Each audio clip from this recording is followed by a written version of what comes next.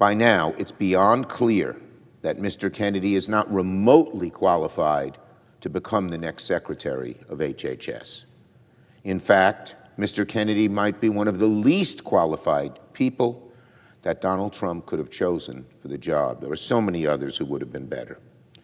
I'm very proud that every single Democrat will oppose Mr. Kennedy's nomination, because Democrats know better than to elevate a conspiracy theorist to the top healthcare job in the country.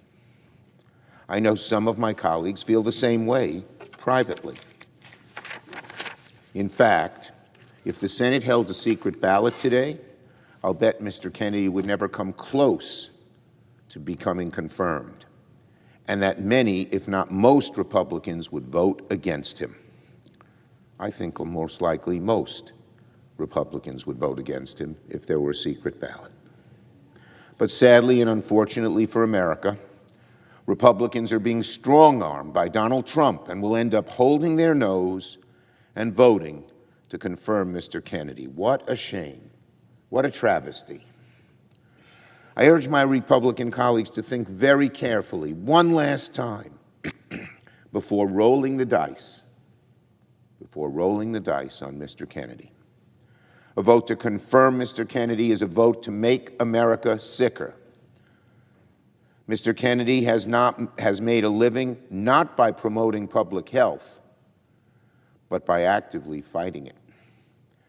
Mr. Kennedy is the face of the modern anti-vaccine movement. Mr. Kennedy has spent decades profiting off vaccine misinformation. Contrary to the attacks that have constantly been made on him, he has made it very clear that he will support safe vaccinations and just wants to see that the research on them is done and done well. When his nomination for the role of Secretary of HHS was announced, Mr. Kennedy stated, "We have a generational opportunity to bring together the greatest minds in science, medicine, industry, and government to put an end to the chronic disease epidemic facing Americans." I agree with him. We've got to get into the business of making America healthy again. Mr. Kennedy's dedication to this commitment has been apparent throughout the nomination process. He will bring a fresh perspective to health care. On this vote, the yeas are 52, the nays are 48. The confirmation is confirmed. Just number 4?